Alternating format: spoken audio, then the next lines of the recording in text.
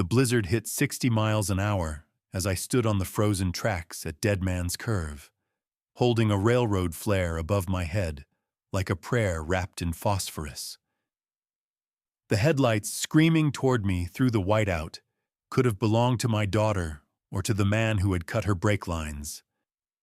42 years of reading signals, and it all came down to this one red light between my little girl and the edge of a cliff. 20 hours earlier, I was just an old man trying to fix a pocket watch. The 5:15 freight shook the walls of my house like it did every morning, rattling the windows and sending a fine dust of plaster drifting onto my bedspread. Most people in Cheyenne would have cursed that train. I set my coffee by it. 42 years on the Union Pacific had turned the rhythm of steel wheels into my only reliable clock. And since Margaret passed, it was the closest thing to a voice I heard before noon. I sat at the kitchen table, a scarred oak surface I had built the year Annie was born, and smoothed out the bills from my pension envelope. $94, 4 20s, a 10, and 4 singles, pressed flat between my palms like the pages of a Bible I could no longer afford to tithe from. It was the same ritual every Tuesday, a signalman's habit. You check the current twice because the train only gets one chance to stop. I looked at Margaret's photograph on the mantel, taken the summer before the diagnosis, standing on the porch with her hand shading her eyes against the Wyoming sun. She had that look she always wore when she was about to say something important. I never did find out what she wanted to tell me that afternoon. The Alzheimer's had already started whispering by then, stealing her sentences one clause at a time until all that was left were the silences. I spent the last 7 years as her caretaker, her compass, her memory. And when she finally slipped away, the silence she left behind was the loudest thing I had ever heard. I whispered to her photograph, the way I did every morning. I am going to make Annie smile today. Maggie. Even if it costs me my last 20. Annie, my daughter, 31 years old, a school counselor who spent her days holding together children from broken homes while her own life was quietly fracturing along lines she refused to see. She had married Nate Mercer 3 years ago, a man who arrived with the easy charm of a conductor calling out stations and the calloused handshake of a rancher. Lately, when she visited, she looked like a signal wire stretched too thin, humming at a frequency that meant failure was close, thinner than I remembered. Eyes carrying the permanent shadow of someone running on caffeine and willpower, long past the point where either still worked. Her smiles had become mechanical things, engineered to reassure me the way a fresh coat of paint hides the rot underneath. I reached into the drawer beside the sink and pulled out the velvet pouch. Inside, wrapped in a square of chamois cloth that still smelled faintly of Margaret's hand lotion, was her pocket watch. A Hamilton 992B railroad grade, the kind they issued to signal engineers before the digital age swallowed everything beautiful about precision. Margaret had bought it at an auction in Laramie the year we married, and I had carried it every shift for 4 decades.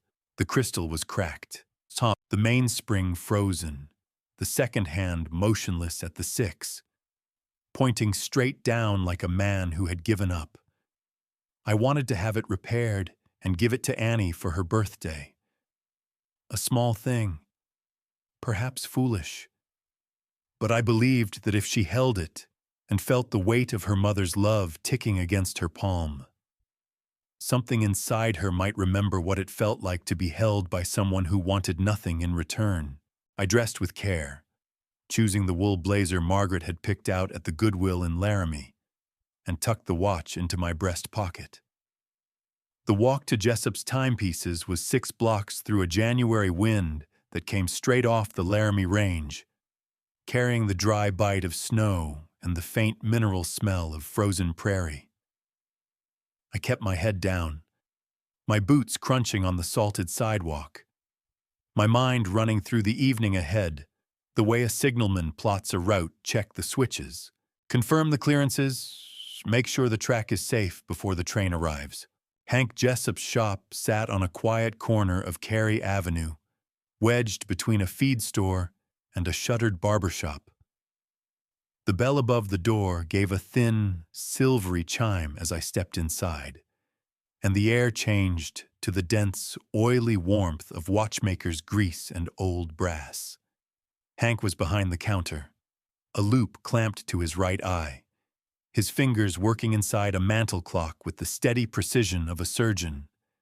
He had been the Union Pacific's certified watch inspector for 30 years, the man who made sure every conductor's timepiece was accurate to within 15 seconds. In our world, 15 seconds was the difference between a clear signal and a head-on collision. I set the velvet pouch on the glass counter. I told him it was Margaret's watch, that the mainspring had seized, and that I needed it running by next Friday. He opened the pouch with the careful reverence of a man who understood that some objects carry more weight than their gears. He turned the watch over, read the inscription on the caseback, and his expression changed. The professional curiosity drained from his face, replaced by something raw, something that looked like the expression of a man who has just discovered a crack in a rail he thought was sound. He reached across the counter and gripped my wrist with fingers that were surprisingly strong for a man of 72. His eyes locked onto mine with an intensity that made the small shop feel like the inside of a signal box during a derailment. "Are you Annie Mercer's father?" His grip was not the grip of a man making conversation. It was the grip of a switchman who has spotted a loaded freight heading for an open bridge. "Your son-in-law," Hank said, leaning close enough that I could smell the machine oil on his collar, "has been in my shop 3 times this month." He let go of my wrist and reached beneath the counter, pulling out a leather-bound ledger that he opened to a page flagged with a strip of blue tape. 3 entries, 3 Swiss watches, an Omega Seamaster, a Breitling Navy timer, and a Tag Heuer Monaco. $24,000 total, paid in cash. In hundreds so crisp they left ink on my fingers. He tapped the customer name column with a yellowed fingernail. Every purchase was listed under the same name, Annie Brennan, not Annie Mercer, not Mrs. Nate Mercer. Annie Brennan. My daughter's maiden name. The name she had carried before she walked down the aisle toward a man who, as it turned out, had been carrying something far heavier than a wedding ring. I stared at the numbers until they stopped making sense. $24,000 in luxury watches. My daughter. The woman who drove a Subaru with a cracked windshield and ate peanut butter sandwiches for dinner so she could save for what she believed was her father-in-law's back surgery. Had her maiden name attached to purchases that exceeded my annual pension by a factor I did not want to calculate. "Why are you telling me this?" I asked. Hank closed the ledger and placed both hands flat on the counter. The way a man does when he is about to say something he has been carrying for too long. Because my mother lost everything to a man like this. Charming. Generous with other people's money. By the time we figured it out, she had nothing left but a reverse mortgage and a drawer full of apologies. He paused. "I am not going to watch it happen to someone else's daughter." Before I could respond, Hank's eyes flicked to the front window. His hand shot out and grabbed my sleeve. "He is coming. Right now. Get in the back." I did not argue. A signalman does not debate when the warning light turns red. He moves. Hank guided me through a narrow doorway into his workshop, A cluttered room of magnifying lamps and parts drawers that smelled like brass shavings and the peculiar metallic sweetness of watch lubricant. He positioned me behind a tall mahogany display cabinet with a gap between the frame and the wall no wider than 3 fingers. Through that gap, I had a clear line of sight to the front counter. The door chime rang, and a man I did not recognize walked into the shop. He was wearing a leather jacket that cost more than my truck. Ostrich skin cowboy boots, polished to a mirror finish. A Rolex submariner on his left wrist that caught the overhead light and threw a gold reflection across the ceiling. His hair was professionally cut, his jaw clean-shaven, and he moved with the loose confidence of a man who has never once worried about the price of anything. He smelled like sandalwood cologne and new money. This was Nate Mercer. The same man who sat at my daughter's kitchen table in a stained flannel shirt, telling her that the feed store had another slow month and asking if she could pick up an extra shift. The same man who borrowed Annie's Honda to drive to work because, he claimed, his old pickup had finally died. The same man who held my daughter's hand at Thanksgiving and told me, with eyes as sincere as a Sunday sermon, that he was doing everything he could to give her the life she deserved. He leaned against the counter with the ease of a regular customer and told Hank he was here to pick up a custom engraving. While Hank retrieved the piece from the back shelf, moving with the practiced calm of a man who had done this before, Nate pulled out his phone and made a call. He did not lower his voice. He had no reason to believe anyone was listening. "The closing is Monday," he said. "Once the old man signs, we file before he can get a lawyer. She will not know until it is done." He laughed, a sound so casual it turned my stomach. "By the time anyone figures it out, the rights will be 3 transfers deep and untraceable. Then we celebrate. Aspen, you book the suite. I will bring Elena." He ended the call, paid Hank $80 for the engraving, tipped him a 20 with a wink, and walked out into the January sun as if the world had been built specifically for his comfort. Through the workshop window, I watched him climb into a Ford F350 Platinum, pearl white, chrome running boards, dealer plates still on, and pull away from the curb with the unhurried arrogance of a man who has never once been caught. Hank appeared in the doorway of the workshop, holding the ledger out to me like evidence at a trial. "Take it," he said. "Every receipt, every signature, dates and amounts." He pressed the book into my hands. "Whatever he is doing, Mr. Brennan, it did not start with watches and it will not end with them." I stood in that workshop for a long time after Hank left me alone.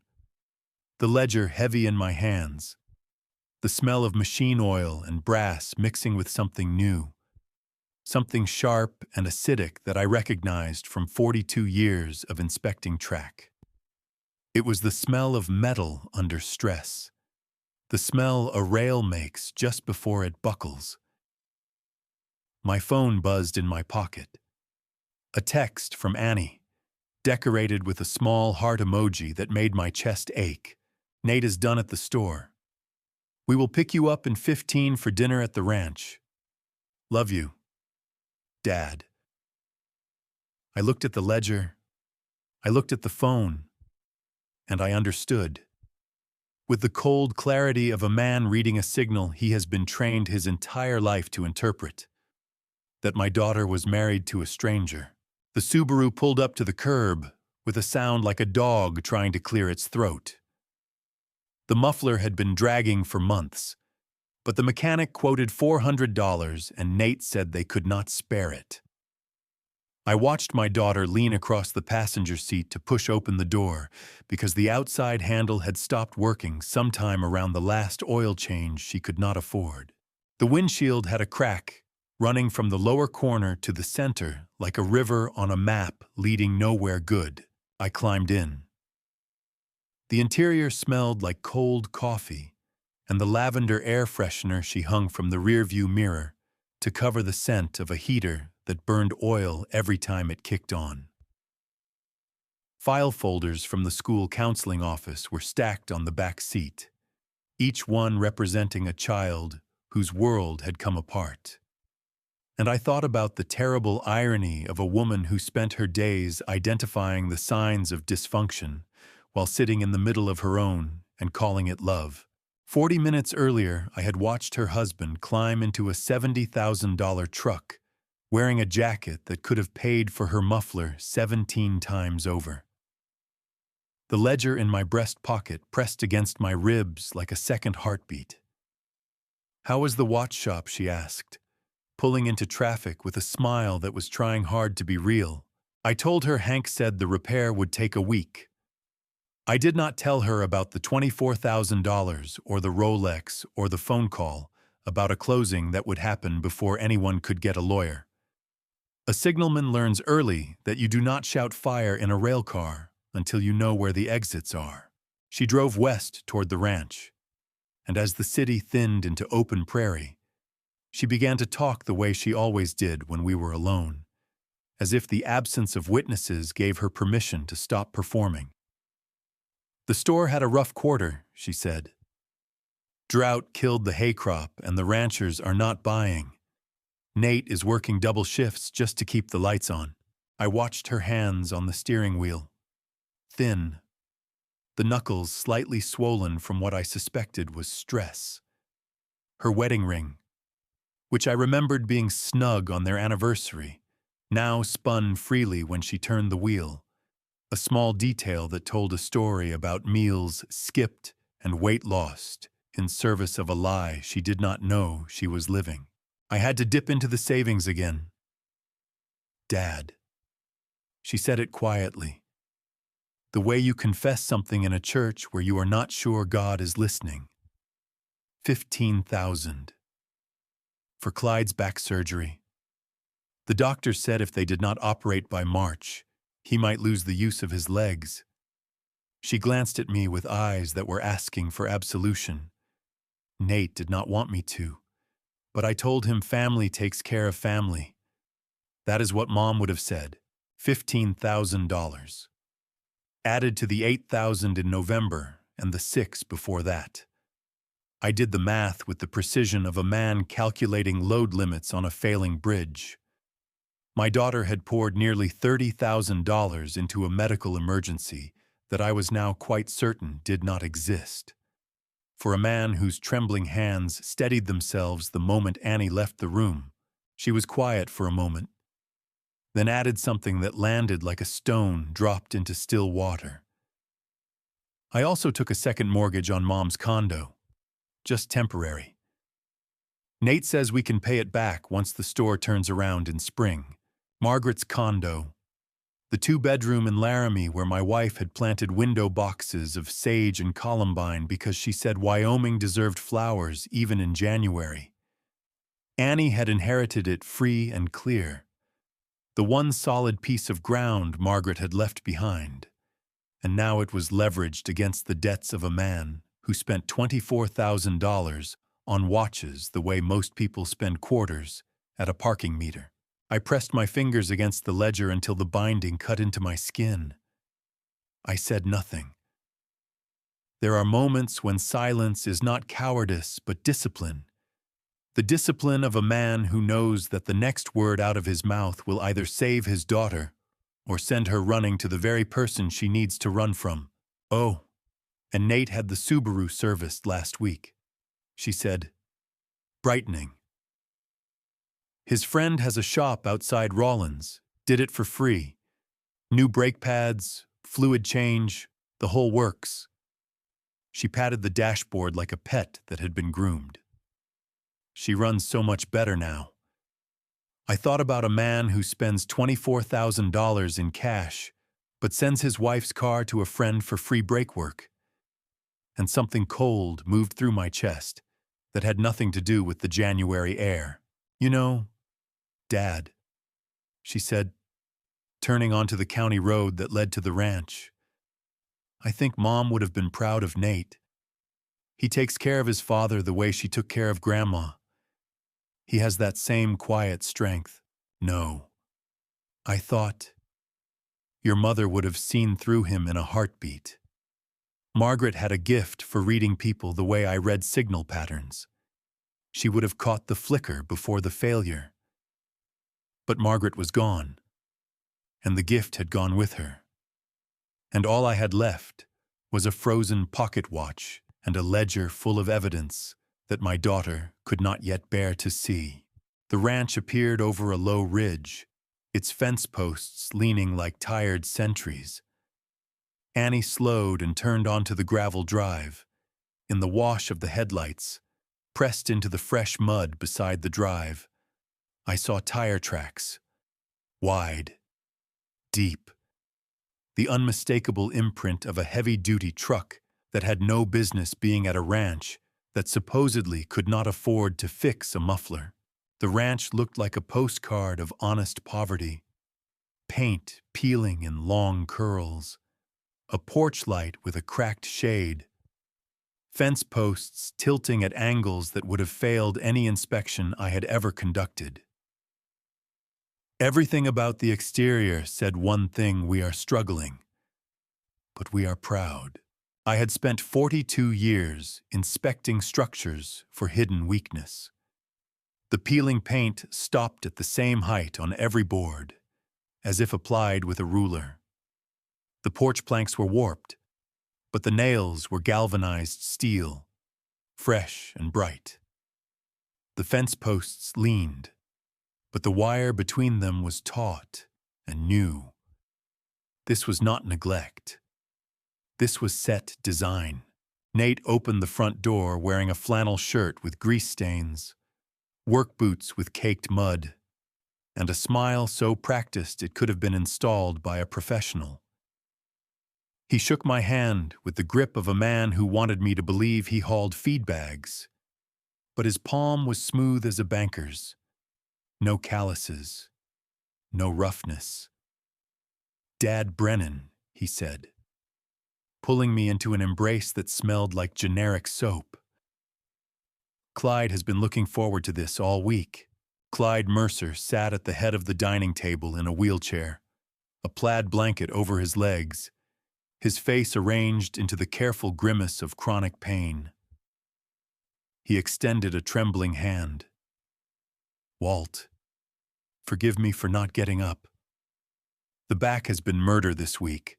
I shook his hand.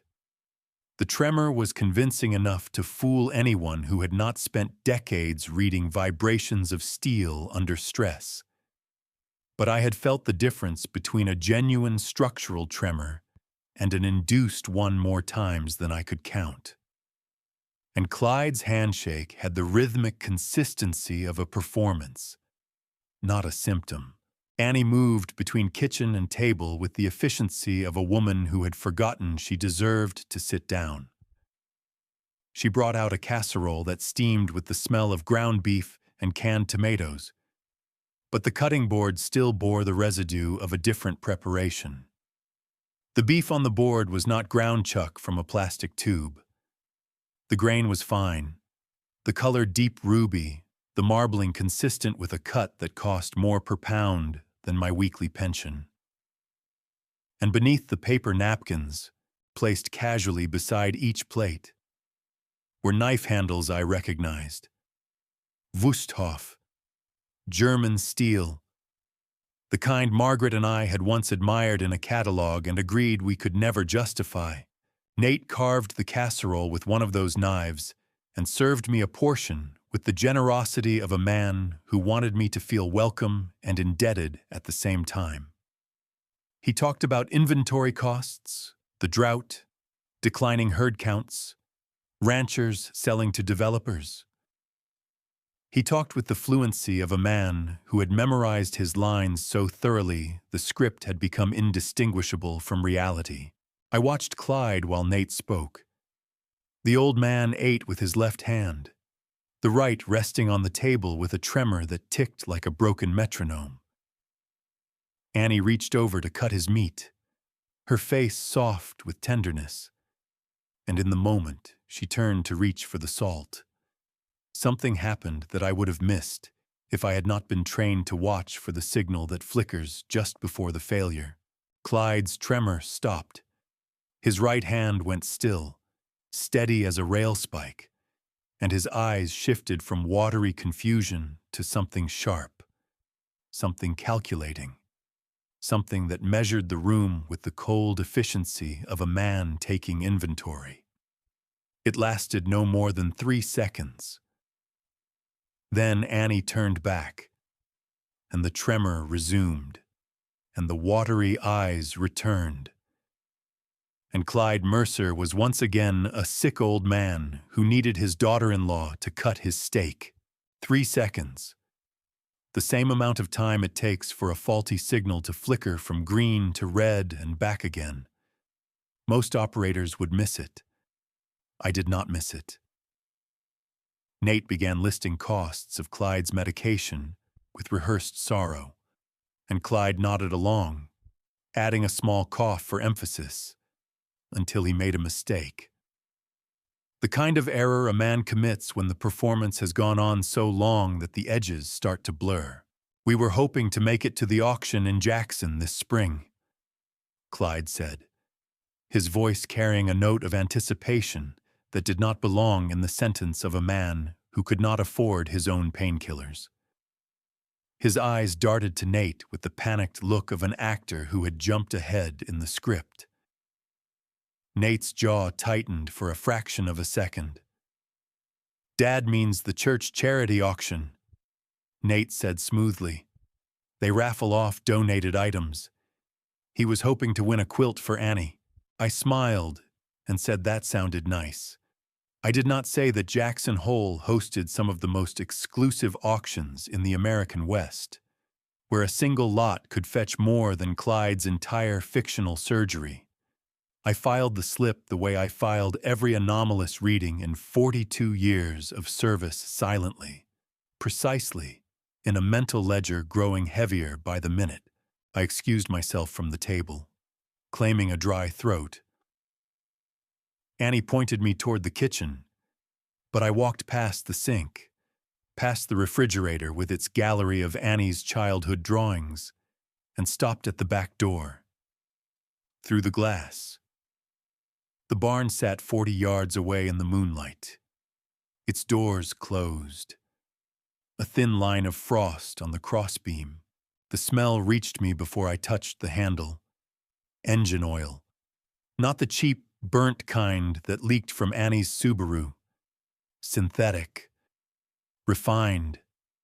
And underneath it, faint but unmistakable, the rich musk of premium leather. The same scent that had filled Hank's shop when a stranger wearing my son-in-law's face had walked through the door. The barn door opened with the groan of a freight car that had not moved in years. But everything inside was brand new. The Ford F350. Platinum sat in the center of the barn like a trophy in a case. Pearl white under the single overhead bulb. Chrome running boards gleaming. I pressed my hand to the hood. Warm. Not residual warmth from the afternoon sun, but the deep, mechanical heat of an engine that had been running within the last 2 hours. The same 2 hours Nate had supposedly been closing up a feed store that did not exist. The GPS unit mounted on the dash was still powered, its screen casting a blue glow across the leather interior. I leaned through the open window and scrolled through the recent destinations. Reno, Nevada, 4 trips in the last 6 weeks. Jackson, Wyoming, 7 trips. And a location that made my chest tighten, a pinned waypoint on Highway 130 labeled simply DMC. I did not need the full name. Every man who had ever worked the Union Pacific Southern Wyoming line knew Dead Man's Curve, the switchback on the mountain pass where the grade drops 12% and the guardrail was last replaced during the Reagan administration. It was the same stretch of highway my daughter drove every morning on her way to the school in Elk Mountain. I moved deeper into the barn. Behind a stack of hay bales that looked decorative rather than functional, I found a case of Blanton's single-barrel bourbon, the bottles still wearing their retail seals. $200 each, 12 bottles. $2,400 of whiskey hiding behind hay in a barn attached to a house where my daughter ate canned tomatoes for dinner because she believed her husband could not afford fresh ones. Beneath the bourbon, wedged between the hay and the wall, I found a leather briefcase the color of old tobacco. Inside were documents, deed transfers, mineral rights agreements, quitclaim forms bearing signatures in the shaky penmanship of elderly hands. I recognized the first name on the stack, Carl Whitfield. Carl, who had taught me to fly fish on the North Platte when I was a new hire on the Cheyenne signal crew. Carl, who was 78 years old and still believed that a handshake meant something. His signature sat at the bottom of a document that transferred the mineral rights on his family's 600-acre ranch for $3,000. A figure so obscene it made my vision blur. There were more names beneath his, 8 in total. All elderly. All local. All people I had known or worked beside during 4 decades on the railroad. Voices, close, coming from the house. I killed the overhead bulb and pressed myself against the cold steel of the F350's passenger door, my back flat against the metal, my breath shallow and controlled the way you breathe when you are lying under a derailed car waiting for the rescue crane, and you do not want the wreckage to shift. Footsteps on gravel. The barn door swung open wider, and the voices sharpened into words. The Whitfield parcel closes Monday. Nate's voice, stripped of every ounce of warmth he had used at the dinner table, replaced by something flat and transactional. Once spring hits, those mineral rights are worth 10 times what the old fool signed for. We file the transfers through Roy's office before anyone checks the assessments. Clyde's voice answered, quieter, with an undertone I could not immediately identify. And the others, same playbook. Nate's boots scraped the barn floor as he moved toward the truck. They are old, they are proud, and they do not read the fine print. By the time their grandkids figure it out, the rights will be buried under 3 shell companies in Nevada. I held my breath. Nate was less than 4 feet from me, separated by the width of the truck bed. I could hear the click of the door latch, the rustle of his jacket as he reached across the seat for something. A phone charger. He plugged it in, tested the connection, and stepped back. I will be back in an hour, he said. Keep Annie busy, and keep your hand shaking, old man. She almost caught you reaching for the wine bottle at dinner. The barn door closed. His boots retreated across the gravel. I did not move for a full minute, counting the seconds the way I counted the interval between signal checks, waiting until the silence was trustworthy before I allowed myself to exhale. I slipped out of the barn through the side door, circled the property along the fence line, and re-entered the house through the front porch, as if I had been standing in the cold air to clear my head. Annie was in the kitchen, washing dishes and humming a song Margaret used to sing. Clyde was in the living room, positioned in his wheelchair with the blanket arranged just so. The performance reset for its next audience. Annie called a ride to take me back to Cheyenne. At the door, Clyde extended his hand for a goodbye shake.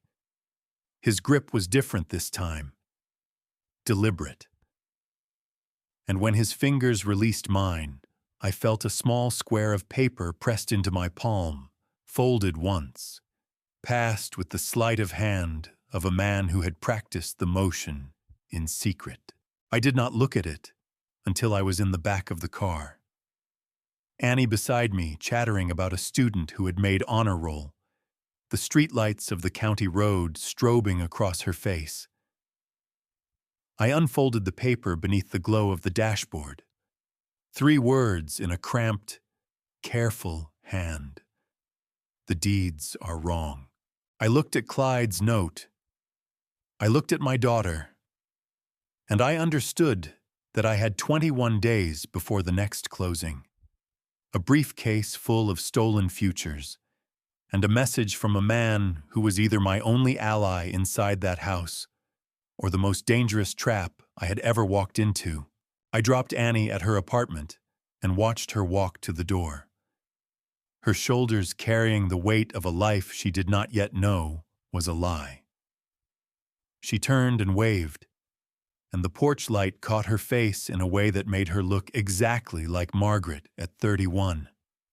The same tilt of the chin, the same trust in her eyes that assumed the world would be fair because she had always tried to be. I waved back. I did not trust my voice.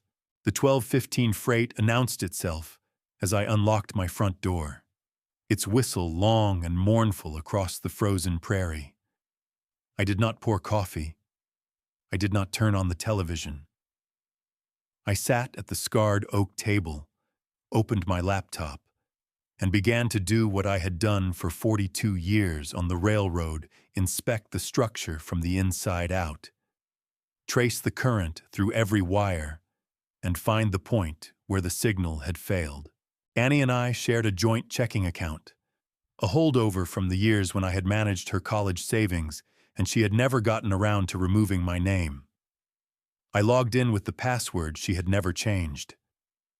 Her mother's birthday followed by the number of our house on Cary Avenue, and the transaction history loaded like a confession. 14 months of withdrawals. Small ones at first. 200 here. 300 there. The kind of amounts that could be dismissed as groceries or gas. Then larger. 800 in September. 1,200 in October. 3,000 in November. The same month Annie had told me about Clyde's first surgery consultation. By December, the transfers had escalated to 5,000 and 6,000 at a time, each one routed to an account labeled Mercer Ranch Supply LLC. I opened a new tab and searched the business registry for the state of Nevada. Mercer Ranch Supply was registered at a virtual office address in Reno, filed 14 months ago. The same month the withdrawals had begun. The company's website was a single page with stock photographs of hay bales and tractor parts, a phone number that rang to a generic voicemail, and a copyright date 2 years in the future. It was not a business. It was a funnel. I traced the routing numbers on the largest transfers. They did not terminate at any vendor or supplier. They passed through the Nevada LLC and then scattered. Some to a payment processor associated with an online gambling platform headquartered in the Cayman Islands. Others to a private account at a bank in Reno, whose name I recognized from the GPS history on the F350. 4 trips to Reno in 6 weeks. Not for cattle auctions. Not for feed supplies. For the tables, I pulled a yellow legal pad from the kitchen drawer and began to write. It was the same pad Margaret had used for grocery lists, her handwriting still faintly visible on the top sheet, a ghost of domestic normalcy that made my hand unsteady. I wrote the numbers in a column the way I used to log signal voltages during a line inspection. Each entry was a piece of my daughter's future that had been quietly removed, rerouted, and spent by a man who kissed her forehead every morning and told her they were almost through the hard part. The total, when I reached it, sat on the page like a wound. $52,000. $52,000 in 14 months. Annie had skipped her own birthday dinner last year to save $200 for what she believed was their future. And in the same week, her husband had routed 3,000 of her savings to a gambling site where the minimum bet was probably more than she earned in a shift of holding the hands of frightened children. I set down the pen and looked at Margaret's photograph. The lamplight made the glass reflective, and for a moment I could see both her face and my own superimposed on it. Two people separated by everything except the one thing that still connected us. I found it. Maggie, I said. Or at least the edge of it. He has taken $52,000 from her. He is gambling it away in Reno while she eats peanut butter and apologizes for being tired. And there is more. There are land documents with the names of men we have known for 40 years, and a GPS that keeps pointing to a curve on a mountain road that our daughter drives every morning. I paused. The house was so quiet I could hear the frost forming on the window panes, a faint crystalline ticking that sounded like a clock running backward. I do not know what all of it means yet. I told her. But I know the signal is red, and I am not going to sit in the tower and watch this train wreck. I closed the laptop at 4:30 in the morning. My eyes burned. My back ached from sitting in the wooden chair for 5 hours. The legal pad was full, both sides, and the numbers on it told a story that would have been difficult to believe if I had not spent the evening watching it unspool in bank records and shell company filings and routing numbers that led from my daughter's checking account to a casino floor 3 states away. I was reaching for the coffee pot when the knock came. 5:12 in the morning. 3 sharp raps on the front door, the kind of knock that carries urgency in its rhythm. I opened it to find Ida Trujillo standing on my porch in a wool coat thrown over a nightgown, her breath making small clouds in the pre-dawn cold, her eyes red from a night spent not sleeping. In her hand, she held a photograph printed on copy paper, the image grainy but unmistakable.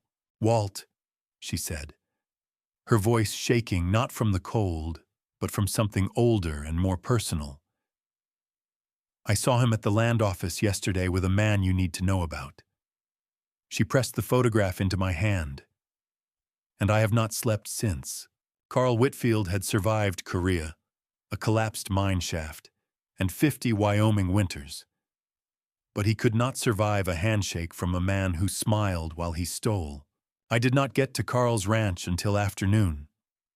The morning belonged to Ida Trujillo, who sat at my kitchen table in her wool coat and nightgown, drinking coffee with hands that had not stopped trembling since she printed the photograph at 3 in the morning. The image was grainy, pulled from the security camera above the side entrance of the Laramie County Land Records Office, but the faces were clear. Nate Mercer, dressed in a tailored blazer replacing the stained flannel, stood beside a heavy-set man with silver hair cropped close and a bolo tie with a turquoise clasp. "That is Roy Lassiter," Ida said, tapping the silver-haired man with a fingernail bitten to the quick. "Former county assessor. Retired 2 years ago but still walks into that office like he owns it. He and your son-in-law were filing transfer papers." She looked at me with the expression of a woman who had spent her life being polite and had finally run out of patience. "I know what a mineral rights transfer looks like. Walt. Those were not voluntary sales. Those were strip jobs." I thanked Ida, walked her to the door, and drove west toward the Whitfield Ranch. Carl's place sat at the end of a dirt road the county had stopped pretending to maintain. The ranch house announced its owner's character before you reached the front door: plum walls, square corners, a roof patched with care rather than replaced with money. Korean War medals hung in a shadow box beside the entrance. Photographs of grandchildren covered the hallway in frames accumulated over decades rather than purchased as a set. Carl met me with a handshake that still carried the grip of a man who had spent his life working land that worked him back. 78. Thinner than I remembered. His face creased into a topography that resembled the rangeland he had never left. He poured coffee from a percolator older than his youngest grandchild and asked what brought me out to the north end of the county on a Monday morning. I showed him the deed transfer I had photographed in Nate's barn. His name, his signature, his 600-acre ranch. $3,000 for the mineral rights beneath land his family had worked since his grandfather homesteaded it in 1912. The color left his face the way heat leaves a rail at sunset. Slowly, and then all at once. He told me the land was played out, Carl said, his voice carrying the quiet devastation of a man who has discovered that his own decency was used as a weapon against him. Nice young fellow. Drove out in a clean truck. Shook my hand. Looked me in the eye. Said the geological surveys showed the mineral deposits were exhausted and the rights were worthless. Offered me $3,000 as a courtesy. He called it a gesture of goodwill. He paused. His hands, large and weathered and still strong enough to string fence wire, lay flat on the table as if he needed the surface to hold him upright. I signed it on this table. Walt. Right here. I shook his hand afterward and thanked him. He pressed his palm where his signature had dried. I thanked the man who robbed me. I did not tell Carl everything, but I told him enough. The geological surveys had not been conducted by any licensed firm. The mineral rights beneath his ranch were potentially worth hundreds of thousands, possibly more, depending on what the subsurface surveys actually revealed. The man who had smiled and shaken his hand was the same man who had married my daughter and was systematically draining her savings while pretending to run a feed store that did not exist. Carl stood up slowly, walked to the window, and looked out at the land his family had worked for over a century. 600 acres of Wyoming rangeland that had fed 4 generations of Whitfields, and the ground beneath it had just been stolen for the price of a used truck. The percolator made a sound like a small engine trying to turn over in the cold. When he spoke, his voice had the texture of a man who had cried without letting the tears reach his face. How many others? I pulled the list from my coat pocket. 8 names. All elderly, all within a 50-mile radius, all people who had built their lives on land and handshakes, the 2 currencies that were supposed to be incorruptible in Wyoming. I read the names and watched Carl's face change with each one. He knew them all. We both did. They were the men who had waved from their porches as the Union Pacific freight rolled past their fence lines. The men who had brought coffee to signal crews during blizzards. The men who had trusted that a man's word was his bond. The total was staggering. 8 parcels combined held potential mineral rights valued at approximately $2.3 million. They had been acquired for less than $25,000. $2.3 million stripped from men who had earned every acre with sweat and silence, and the kind of faith in their neighbors that Nate Mercer had learned to weaponize. I sat in my truck outside Carl's ranch for a long time. Hands on the steering wheel, engine idling, the heater pushing warm air against a windshield that kept fogging from the inside. This was not a husband stealing grocery money. This was not a gambling addict chasing losses.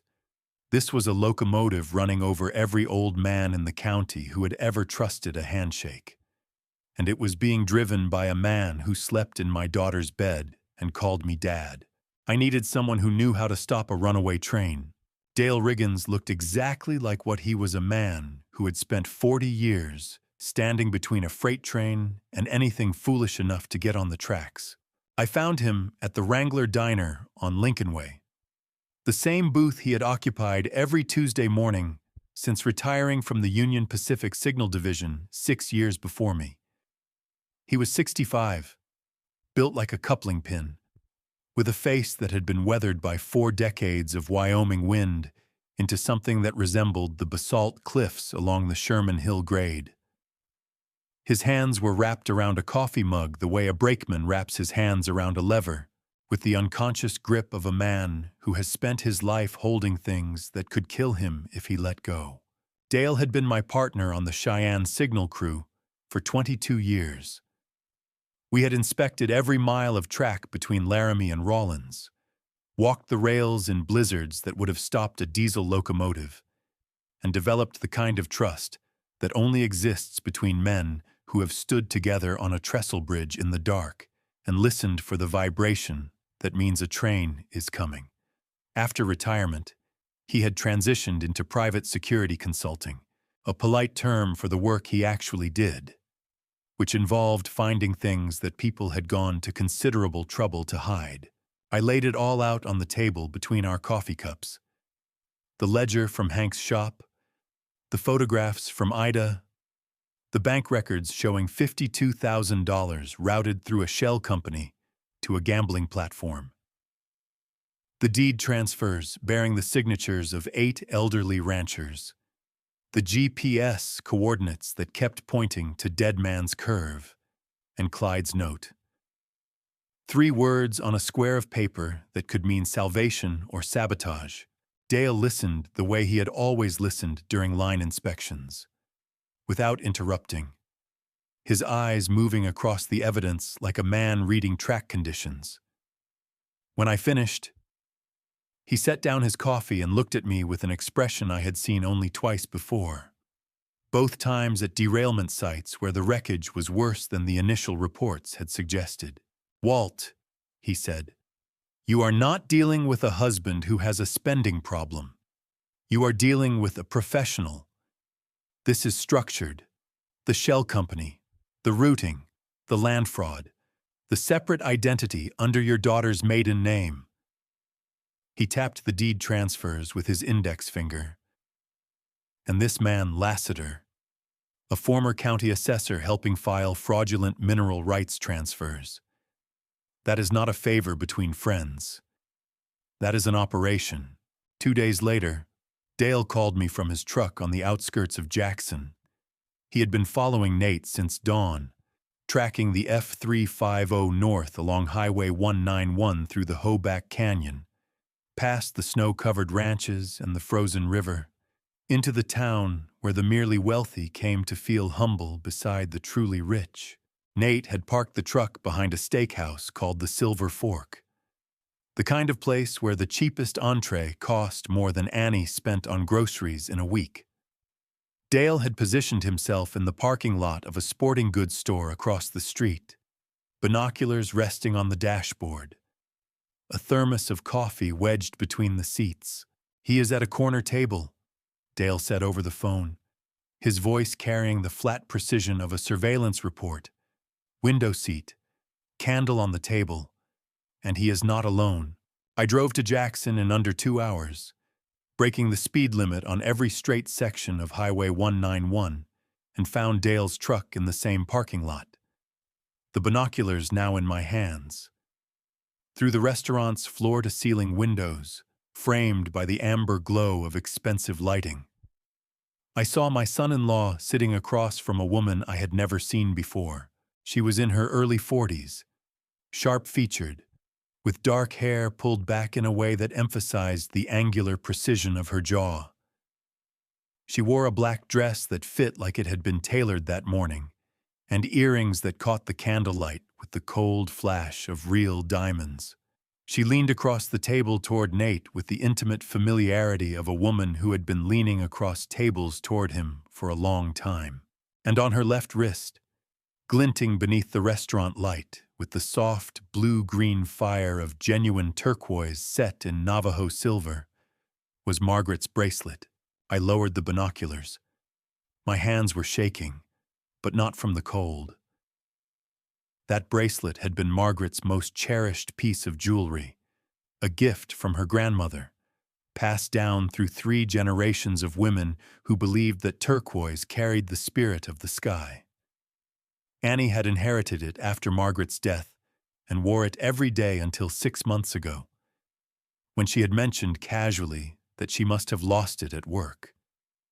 She had cried about it for a week. She had not lost it.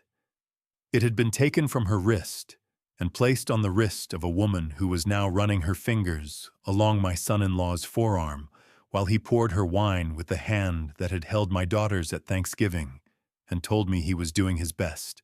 I watched them through the binoculars for another 20 minutes. They shared a dessert. They laughed. He kissed her. Not the quick, functional kiss of an affair conducted in secret, but the slow, proprietary kiss of a man who considers the woman across from him to be his real life and everything else to be overhead. Dale pulled something up on his phone and handed it to me. The woman's name was Elena Voss, 40 years old. Senior insurance adjuster at Mountain West Mutual, one of the largest insurance carriers in the Rocky Mountain region. Her specialty was high-value life policies. Dale looked at me across the darkened cab of the truck, his face lit only by the blue glow of the phone screen, and said the words that reclassified everything I thought I knew about my son-in-law from a financial crime into something far worse. Howard, if she is in this picture, your daughter is not just being robbed. She is being appraised. $800,000. That was the number on the policy. With a double indemnity rider for accidental death, the payout jumped to $1.6 million. That was the price Nate Mercer had placed on my daughter's life. Dale found it within 48 hours of the Jackson surveillance. He had contacts at 3 insurance carriers in the Rocky Mountain region, people he had worked with during his years investigating fraudulent cargo claims on the railroad. The policy had been issued by Mountain West Mutual 4 months ago. The insured was Annie Brennan Mercer. The sole beneficiary was Nathan James Mercer. The underwriting had been handled personally by Elena Voss, who had bypassed the medical examination, waived the waiting period, and approved the application in 11 days.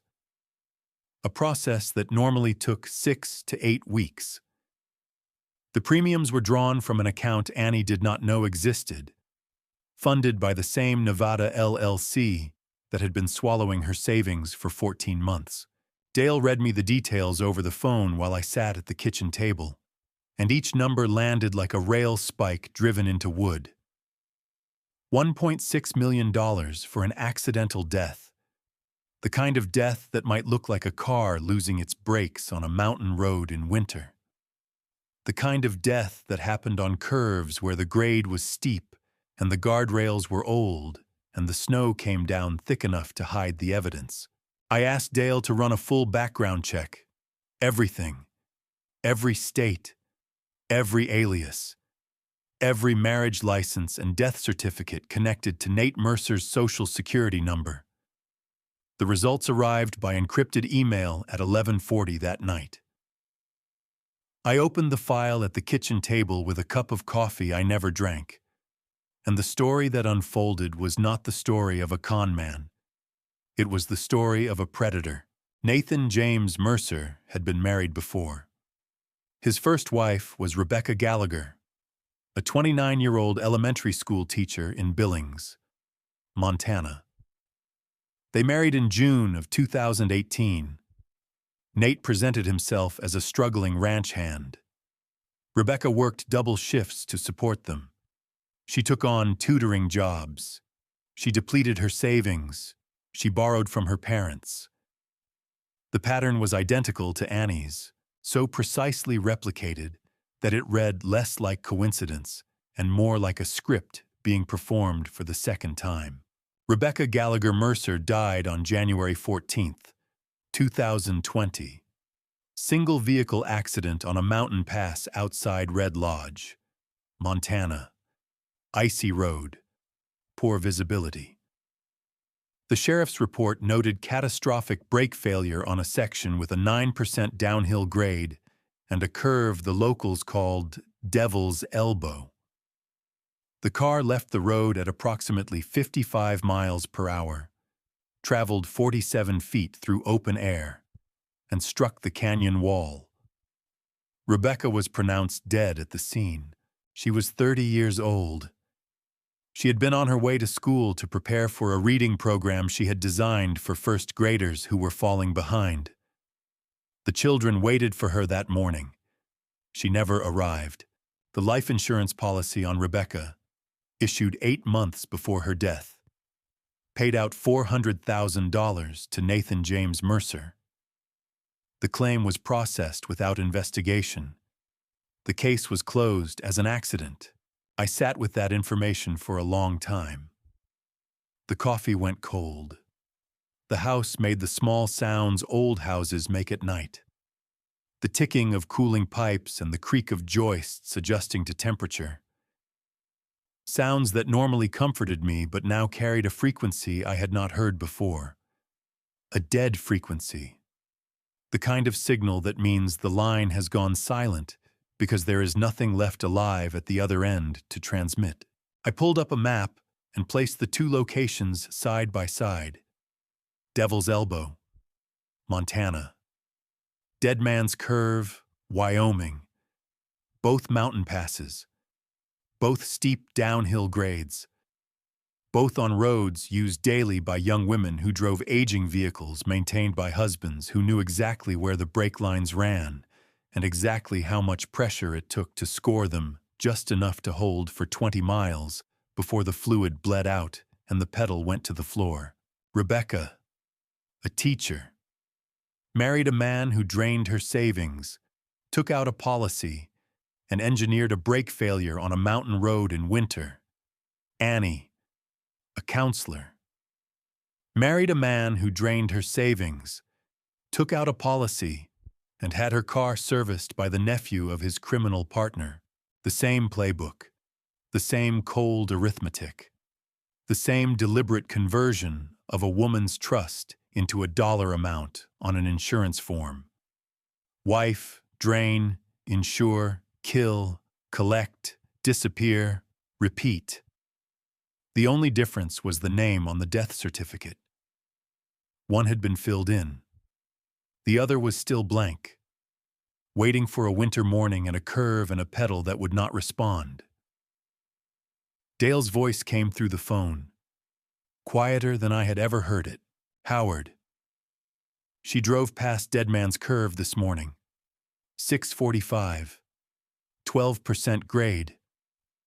The guardrail has not been replaced since 1987. I closed the laptop and looked at Margaret's photograph on the mantel. The lamplight caught her face the way it always did, half illuminated, half in shadow, as if even in a photograph she was caught between telling me something and holding it back. He is not just a thief. Maggie. He has already killed once, and our daughter drives past the place where he plans to do it again every single morning. The brake lines on her car have already been touched by the same hands that touched Rebecca's. Nate Mercer was not a con man who had gotten greedy. He was a man who had already learned that winter roads and cut brake lines are worth $500,000. And my daughter was next. A scored brake line does not fail immediately. It weeps. One microscopic drop at a time, invisible to anyone who is not lying on their back beneath the vehicle with a flashlight and 42 years of inspecting metal under stress. The fluid seeps through the score mark, the way water seeps through a hairline crack in a dam, so slowly that the driver never notices the pedal growing softer until the morning they press their foot down on a 12% grade and discover that the space between the pedal and the floor has become a canyon. I went to Annie's apartment at 2 a.m. She lived in a small complex on the south side of Cheyenne. The kind of place where the parking lot was poorly lit, and the security cameras had been broken long enough that no one expected them to work. I lay down on the frozen asphalt and slid beneath the Subaru with a flashlight clamped between my teeth, and a feeling in my chest that I can only describe as the sensation of confirming something you have been praying is not true. The brake line ran along the undercarriage in a standard configuration. Steel tube carrying hydraulic fluid from the master cylinder to the calipers. I followed it with the beam, inch by inch, the way I used to follow a signal wire along a rail bed. I found it on the passenger side, 6 inches before the junction that fed the front calipers. A score mark, not a cut. A deliberate, precise abrasion approximately 2 inches long, made with a tool that left a groove exactly deep enough to compromise the wall thickness without breaking through. The metal around the score was clean, no oxidation, no road grime. Someone had drawn a line across the brake tube with the calm hand of a man who understood exactly how much metal needed to remain for the line to hold under normal braking, but fail under the sustained pressure of a long downhill grade. I pressed my thumb against the score and felt the faintest dampness. The weep had begun. A few more days of driving, a few more cycles of pressure, and the wall would fatigue. The failure would come without warning, probably on a cold morning when the metal was brittle, on a stretch where the driver needed the brakes most. Dead Man's Curve, 19.4 miles from this parking lot. Exactly the distance a scored line of this depth would survive before it gave way. I slid out and sat on the frozen asphalt with my back against the tire. My hands were shaking, not from the cold, from the knowledge that I had just touched the instrument of my daughter's planned murder, and that the man who scored that line had done it with the same hands that held Annie's face when he kissed her goodnight. I called Dale from the parking lot. He answered on the first ring. I found it. I said, passenger side, scored, not cut. 4 or 5 days from failure, Dale was quiet for 3 seconds. The shop in Rawlins. I ran the registration. It is owned by Tyler Lassiter. Lassiter, Roy Lassiter's nephew. Dale continued. 28. Certified mechanic. 2 priors for insurance fraud. Both pled down. He is not a friend doing a favor. Howard. He is a subcontractor in a network that includes his uncle at the land office, Elena Voss at the insurance company, and your son-in-law at the center of it all. This is not one man with a bad habit. This is an operation with departments. I asked what else he had found. Nate had been mapping Annie's commute for at least 3 weeks, using a GPS tracker mounted under her dashboard. The data showed her route, her speed, her timing. Every morning, 6:45, she passed Dead Man's Curve at the bottom of the grade, braking hard for the switchback, generating exactly the sustained pressure that would blow a scored line open. And there is one more thing, Dale said. His voice dropped into the register I remembered from the morning he told me about the tanker derailment in Rawlins that killed 2 engineers. He has been looking into you, Howard. Your medical records, your routine, your house. In his files, you are listed as a secondary liability. He has a note next to your name resolve before spring. I was still on the asphalt, processing what resolve before spring meant for a man who had already resolved 1 wife with a scored brake line and a mountain curve, when headlights swept across the parking lot. Not the Subaru. Another car. The door opened, and Annie stepped out into the cold. Her coat thrown over pajamas, her face swollen from crying. Dad. She was looking at my truck at the far end. Dad, are you here? I stood and brushed the ice from my coat. She ran to me and pressed her face against my chest, the way she had when she was 7 and afraid of thunderstorms. Nate says if I do not sign by Friday, Clyde will die. Her voice broke on the last word. He says I am the only one who can save him. What do I do? I held my daughter in a parking lot at 2:30 in the morning, her tears soaking through my coat. The scored brake line 3 feet beneath us, humming its silent countdown. The time for inspection was over. The signal was no longer flickering. It was solid red. And if I did not pull the emergency brake now, the train was going to reach the curve, and there would be nothing left to save. How do you tell your daughter that the man she prays for every night has already scheduled the curve where her brakes will fail? I brought her inside. I made tea because it was what Margaret would have done, and because my hands needed something to hold that was not evidence.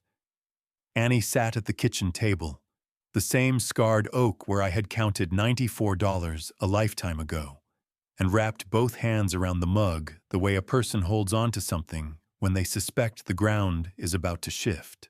She told me about the loan, $75,000. Nate needed her to co-sign because his credit was ruined by the store's debts. He had looked her in the eyes and said the words she repeated now with the hollow precision of someone reciting a prayer they no longer believe in. If you really loved this family, you would not make me beg. I set down my mug. I looked at my daughter, and I pulled the emergency brake. I started with the bank records, the 14 months of withdrawals, the $52,000 funneled through a shell company to a gambling platform. She stared at the screen the way you stare at a diagnosis you were not prepared to receive. Then the photographs of deed transfers, the names of 8 elderly ranchers, Carl Whitfield's signature beneath a $3,000 sale of mineral rights, worth hundreds of times more. Ida's photograph of Nate beside Roy Lassiter at the land records office in a tailored blazer. A man she had never seen before wearing the face of her husband. She did not speak. Her hands tightened around the mug until her knuckles went white. And I could see the exact moment the architecture of her marriage began to collapse. The load-bearing walls giving way one by one as each piece of evidence removed another support. Then I showed her the insurance policy. $800,000. Double indemnity for accidental death. Her name as the insured. Nate as sole beneficiary. Processed by Elena Voss. The woman I had watched him kiss in Jackson while she wore Margaret's turquoise bracelet. Annie's hands released the mug. It sat between them on the table like an artifact from a life that no longer existed. He told me he lost the bracelet at the dry cleaner, she whispered.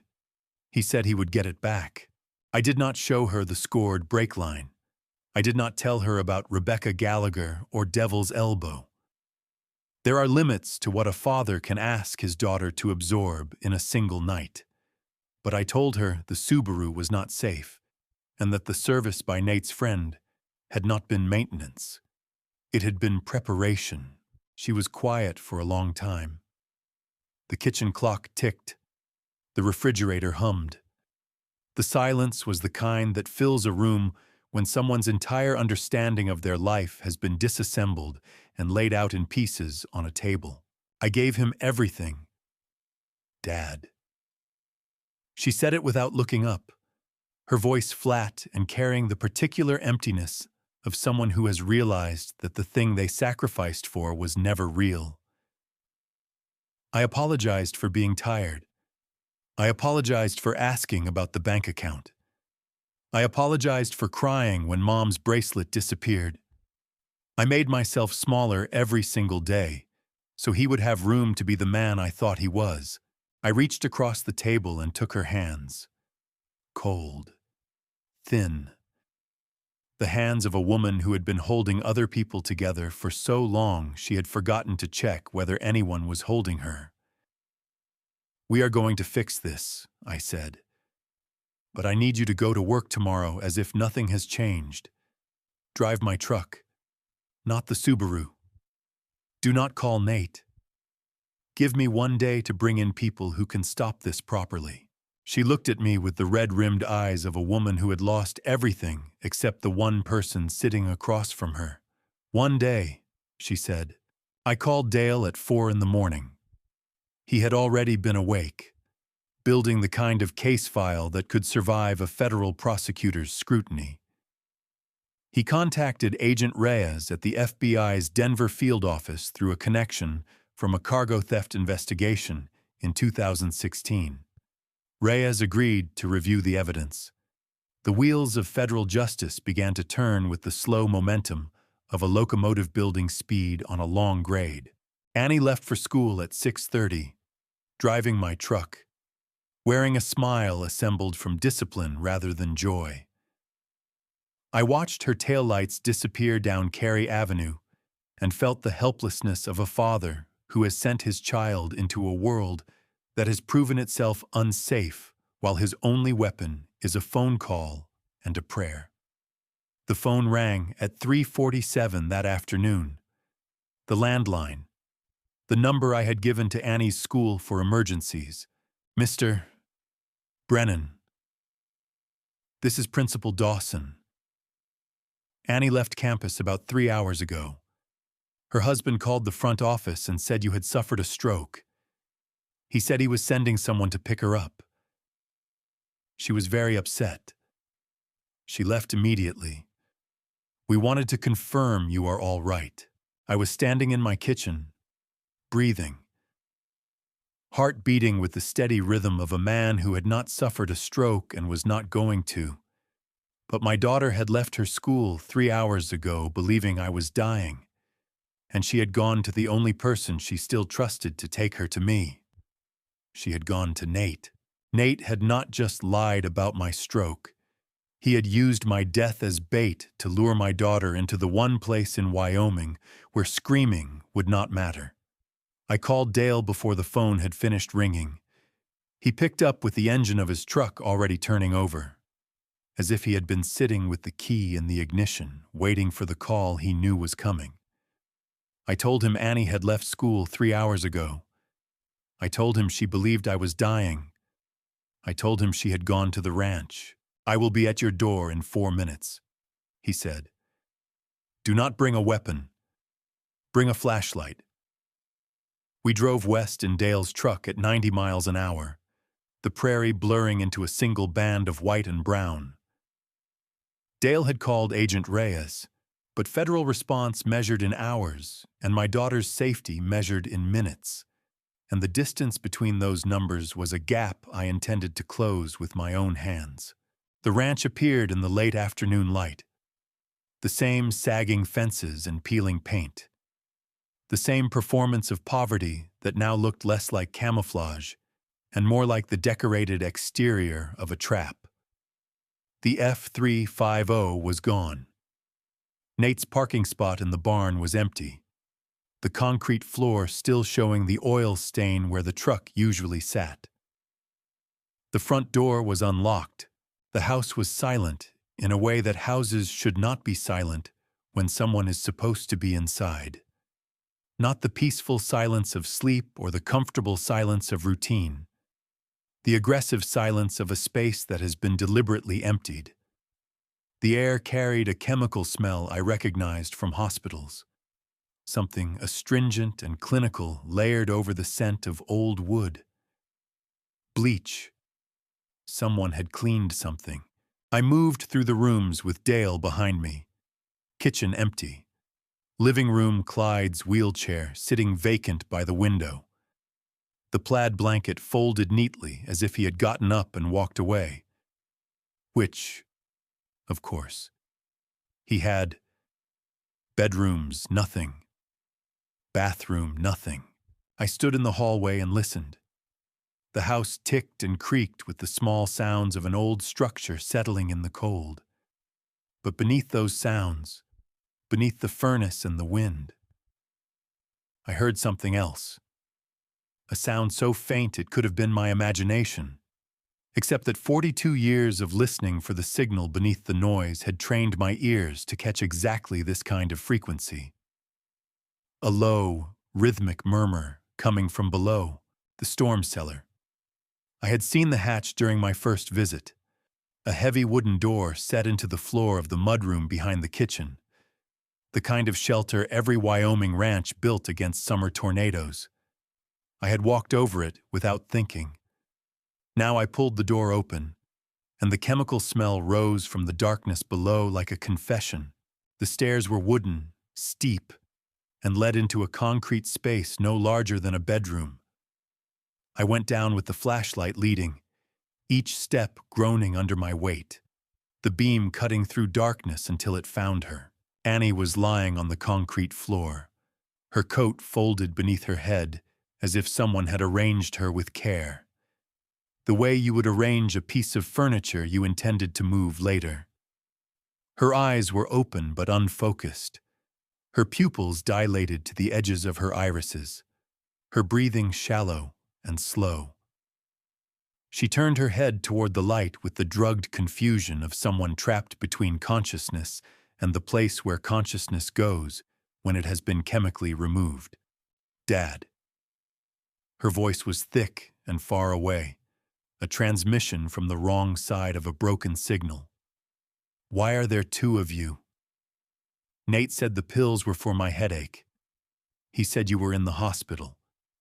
He said we had to hurry. Beside her on the concrete, half hidden by the shadow of the staircase, was a prescription bottle. I picked it up. The label read, Clyde Mercer, clonazepam, 2 milligrams. The same benzodiazepines prescribed for the back pain Clyde did not have, repurposed as the instrument that would keep my daughter quiet while whatever came next arrived on schedule. I lifted her. She was lighter than I expected, lighter than she should have been, the weight loss of a year of sacrifice having reduced her to something I could carry in my arms, like the child she had once been. I climbed the cellar stairs with her head against my shoulder, her breath warm and irregular against my neck, her fingers gripping my coat with the instinct of someone who cannot see clearly, but knows enough to hold on. We reached the mudroom. I could hear Dale at the front door, keeping watch, and then we both heard it at the same time. The low growl of a diesel engine on gravel, headlights sweeping across the kitchen windows, the F350 coming up the ranch drive. Dale appeared in the doorway, his face lit by the oncoming headlights, his voice carrying the controlled urgency of a man who had managed emergencies on active rail lines for 4 decades. Back door, now. My truck is at the fence line, engine running. Go. I went. Through the mudroom, out the back door, into the open field behind the ranch where the snow was ankle deep and the darkness was absolute except for the faint glow of Dale's taillights 200 yards ahead, blinking like a distant signal marking the safe route through a yard full of hazards. Annie's arms tightened around my neck. Behind us, the ranch lights snapped on, flooding the yard with a harsh white glare that threw our shadows across the snow like accusations. I ran, 70 years old, 120 pounds of my daughter in my arms, snow dragging at my boots, and I ran toward the only light that meant safety. The emergency room doctor told me that Annie had ingested approximately 6 milligrams of clonazepam, 3 times the prescribed dose for Clyde's fictional back condition. The drug had suppressed her respiratory rate to 8 breaths per minute. Another 60 minutes without intervention would have slowed those 8 to 4, then to 2, then to a silence that no amount of intervention could reverse. 1 hour, that was the margin between my daughter and a coroner's report that would have read accidental overdose, self-administered. Annie woke in stages. The fluorescent lights above her bed made her skin look gray, and the monitors attached to her chest beeped with the metronomic insistence of a crossing signal marking each heartbeat as if to prove it was still there. She looked at me with eyes that were clearing but not yet clear, and I watched the moment when memory returned and rearranged her face from confusion into something I had never seen on my daughter before. Not fear, not anger, something colder and more durable. The expression of a woman who has just discovered that the floor she has been standing on was never there. I told her the rest. I told her about Rebecca Gallagher, the elementary school teacher in Billings who had married the same man and died on a mountain pass in winter with the same kind of brake failure that had been engineered into the undercarriage of Annie's Subaru. I told her about Devil's Elbow and the $400,000 payout and the pattern that connected Rebecca's death to the scored line beneath her own car. I told her that she was not Nate's first wife, she was his second attempt. Annie listened without moving. When I finished, she turned her head toward the window, where the parking lot lights cast long shadows across the snow, and said something so quiet I had to lean forward to hear it. He used to practice his concerned face in the bathroom mirror. I thought he was nervous about work. The door opened at 7:15. Nate walked in carrying white roses, his face arranged into the performance of a devastated husband, his eyes red in a way that could have been crying, or could have been the careful application of eye drops in a hospital restroom. He crossed the room toward Annie's bed with the urgent tenderness of a man terrified of losing the woman he loved, and for one brief moment I almost believed it. The performance was that good. I stepped between them. I did not raise my voice. A signalman does not shout at a runaway train. He changes the switch. She knows, I said. Nate stopped. The roses hung at his side like a prop from a play that had just been canceled. His eyes moved from me to Annie, and then back to me. And I watched the calculation happen in real time. The rapid assessment of which mask to wear when the previous one has been ripped away. He tried the compassionate one first. Dad Brennan, I understand you are upset, but Annie needs rest, and whatever misunderstanding has happened, I am sure we can sort it out as a family. There is no misunderstanding. I said, there is an $800,000 insurance policy with a double indemnity rider. There is a woman named Rebecca Gallagher who died on a mountain road in Montana because her brake lines were scored the same way you scored Annie's. There is a storm cellar with your father's medication on the floor and my daughter's fingerprints on a concrete wall where she was trying to stand up. And there is a ledger at a watch shop on Cary Avenue with $24,000 in purchases under a name you had no right to use. The roses hit the floor. The petals scattered across the linoleum with a soft sound that should not have been audible but was, the way a small crack in a rail is inaudible to everyone except the man who has spent his life listening for it. Nate's face changed. The compassion dissolved. The concern evaporated. What remained was something I had seen once before, on the face of a coyote cornered in a signal box during a winter inspection. An animal that had run out of room and decided the only option left was damage. You are just a signal that is about to go dark, old man, he said, his voice dropping into a register I had never heard, flat and precise and stripped of every pretense. You have no idea what you have walked into. I have spent 42 years reading signals. Son, I said, and yours just turned red.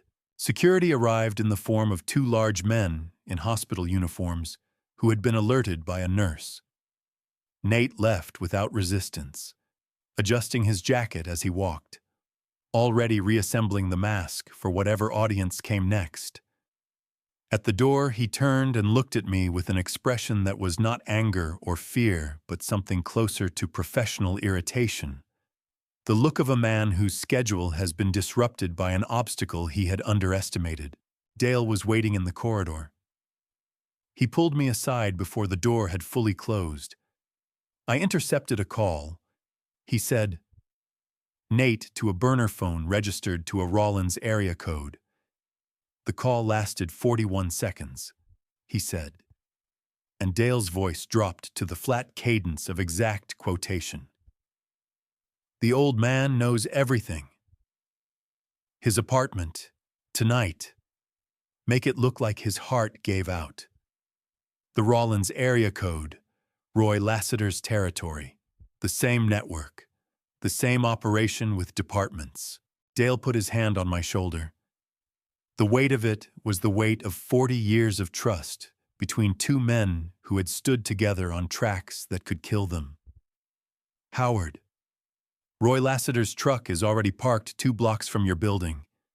Your apartment is a kill box. We cannot go back there. We need to move. Now." We drove into the Bighorn darkness like a train that had lost its brakes on a downhill grade. No way to stop. No way to know what was waiting at the bottom. Dale had arranged everything in the time it took me to carry Annie from the hospital bed to the truck. A discharge signed against medical advice. A route plotted through county roads that avoided every highway camera between Cheyenne and the mountains. A destination that existed on no GPS and in no database, known only to the kind of men who had spent their lives working in places where the nearest help was always too far away to matter. Annie slept in the back seat with her head on my lap, her breathing steady now, but carrying the mechanical rhythm of a body that was recovering from chemistry rather than resting from choice. I watched the headlights of every vehicle that passed us on the 2-lane highway. Each pair of approaching lights a question I could not answer until they had swept past and disappeared into the mirror. Every set could have been Roy Lassiter. Every set could have been the men Nate had summoned with a 41-second phone call. We arrived at 3 in the morning. The cabin sat at the end of a logging road in the Bighorn Mountains, surrounded by lodgepole pine so dense that the stars were visible only directly overhead. A narrow column of cold light that made the clearing feel like the bottom of a well. Pete Harlan was waiting on the porch with a rifle across his knees and a thermos of coffee that he offered without ceremony. Pete was 57, built like a railroad tie, and had spent 20 years as a deputy sheriff in Washakie County before retiring to this cabin with a pension, a police scanner, and a disposition that discouraged casual visitors. Dale had called him from the hospital.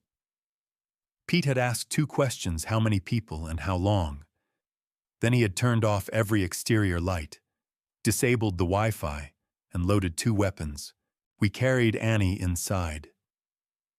Pete had prepared the back bedroom with clean sheets and a space heater that filled the small room with the dry warmth of glowing coils. She woke briefly as I settled her on the bed, her eyes finding mine with the glazed focus of someone surfacing from deep water. "Are we safe?" she asked. "For now," I said.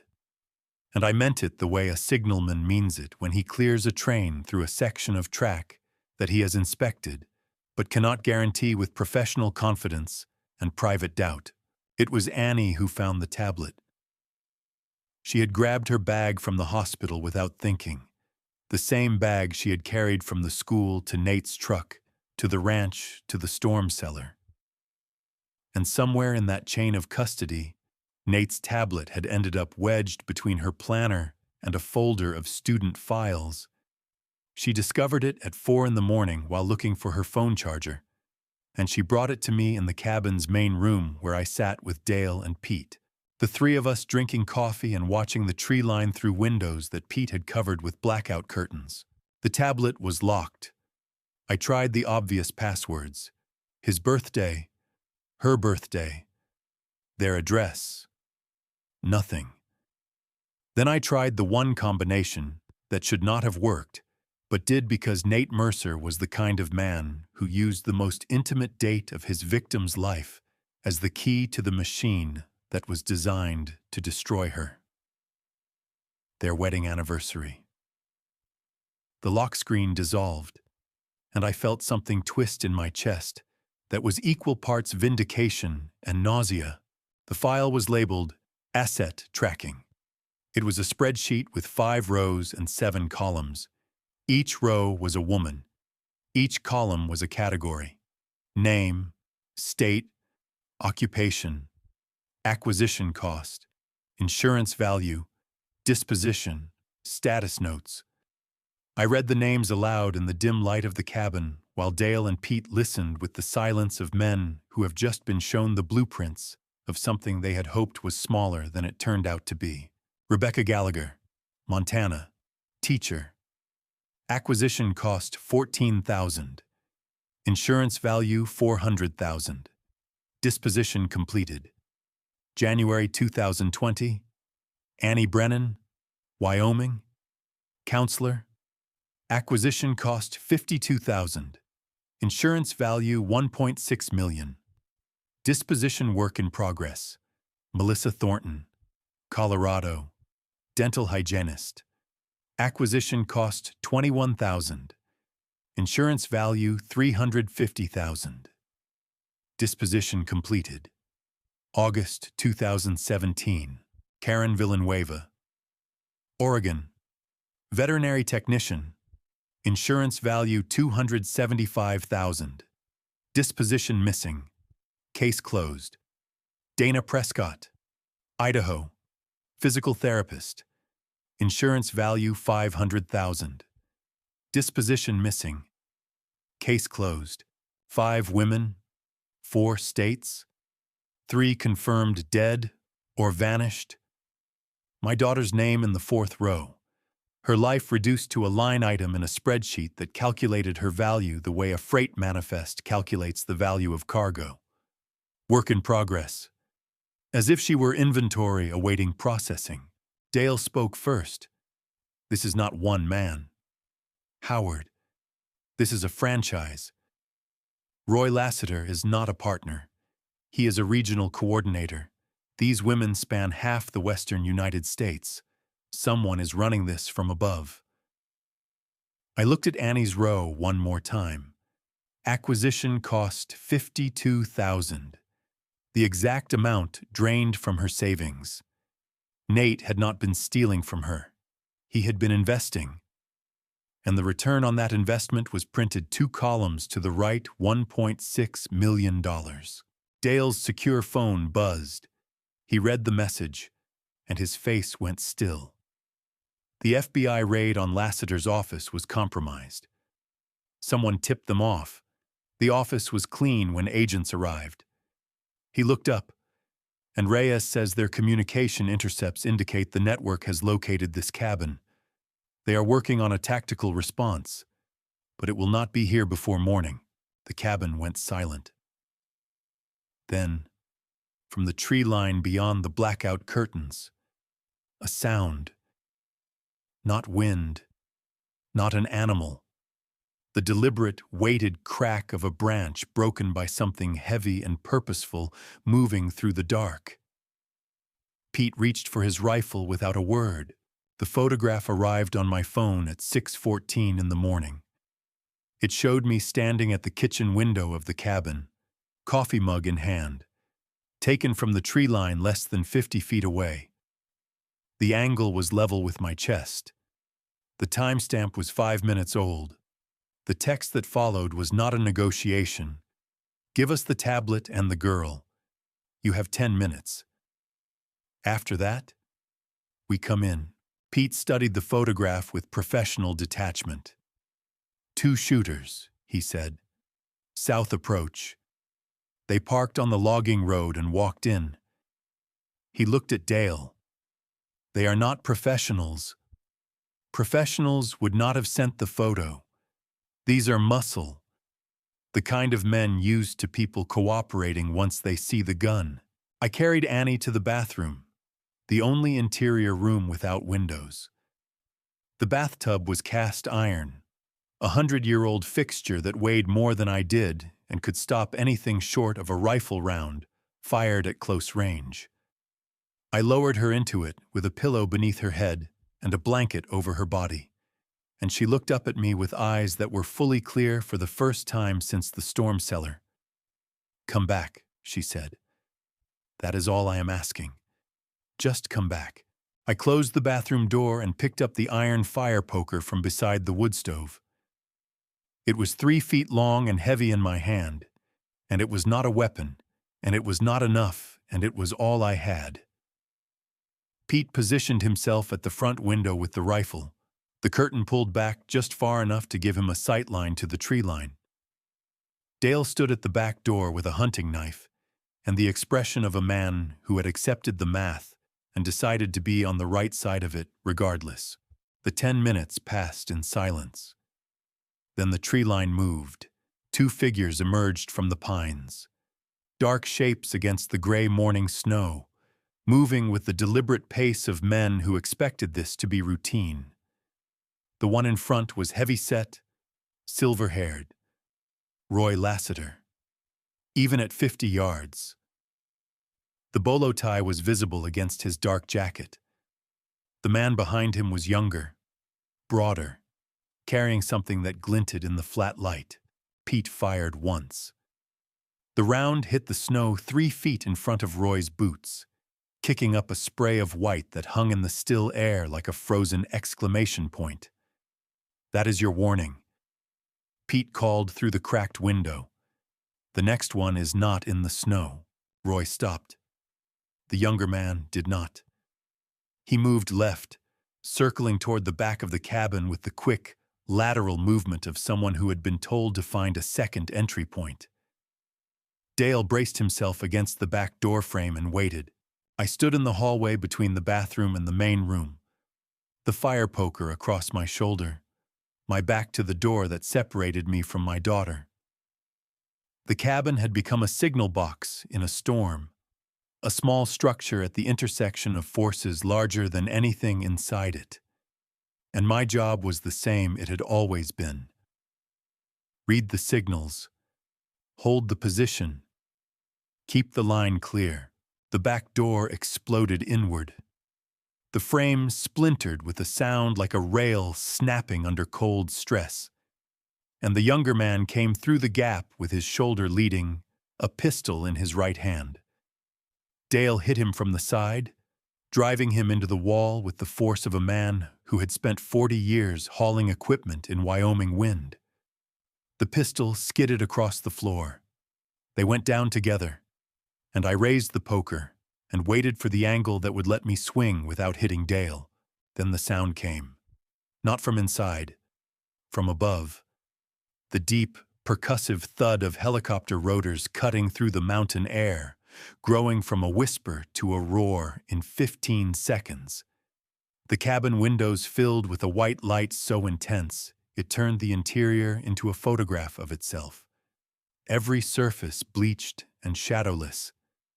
FBI. Do not move. Federal agents are entering the structure. The front door came off its hinges. 2 agents in tactical gear swept the main room with weapon-mounted lights that cut through the dawn like signal beams. Pete lowered his rifle and raised his hands with the practiced calm of a man who had been on the other side of this procedure enough times to know that compliance was the fastest route to explanation. Roy Lassiter was face down in the snow by the time I reached the porch, his hands cuffed behind his back. The younger man was being walked to a federal vehicle, Dale's hunting knife secured in an evidence bag, Agent Reyes. A woman with short dark hair and the focused intensity of someone coordinating this operation for 90 minutes from a helicopter met me on the porch. "Mr. Brennan," she said. "We have the tablet data, and we have Nate Mercer." They had caught him 40 miles south, driving the F-350 toward the Montana border at 110 miles an hour. He was in federal custody in Casper, and according to Reyes, The last words he had spoken before the cuffs went on were directed at his father, who had been picked up at a motel in Rawlins 30 minutes earlier. "You picked her." Nate's voice, captured on body camera audio, was raw with the fury of a man whose system had failed him. "You said the signalman's daughter had the best benefits. You said she was perfect." Clyde had not responded. He had looked at the ground, his hands steady for the first time, and said nothing at all.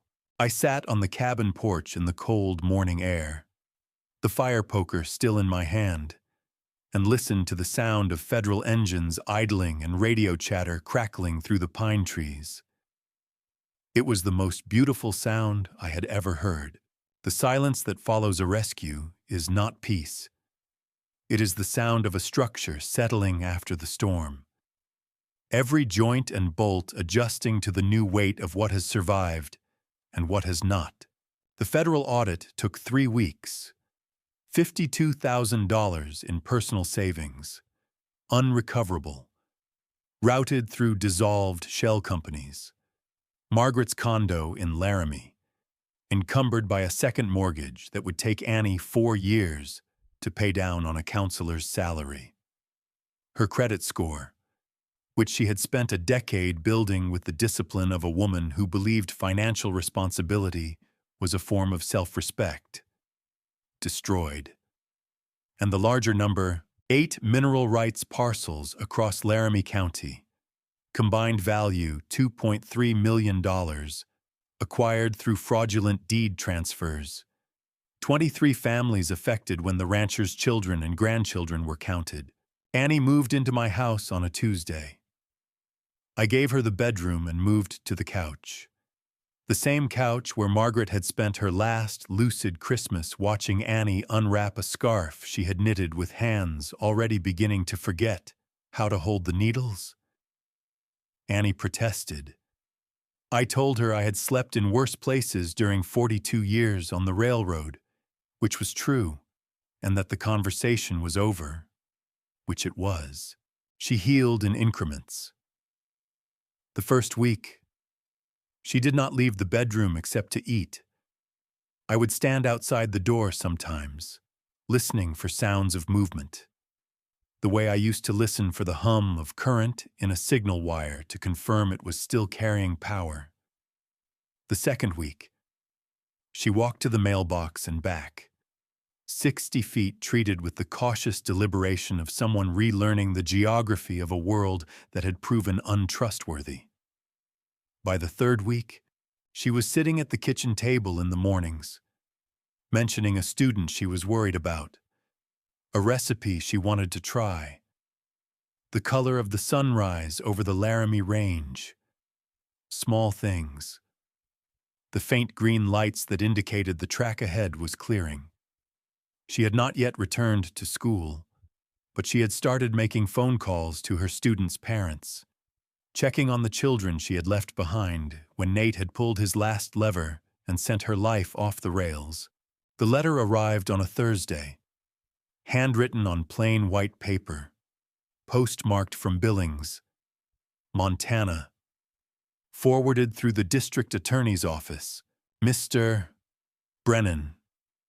My name is Ben Gallagher.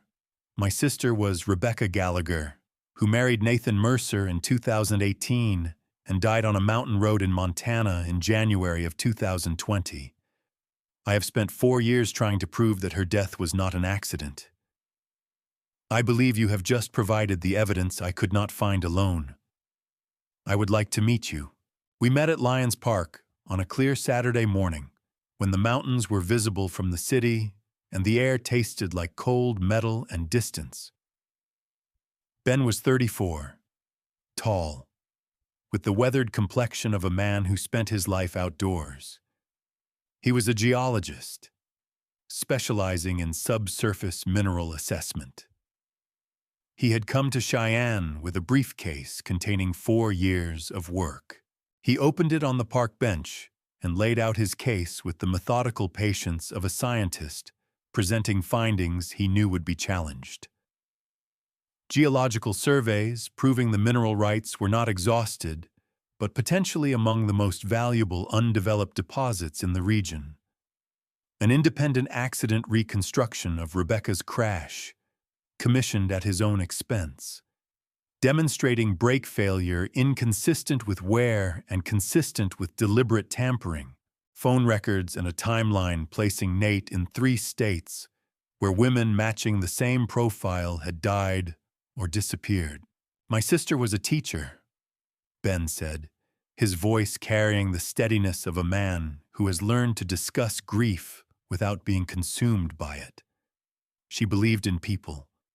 She believed in Nate.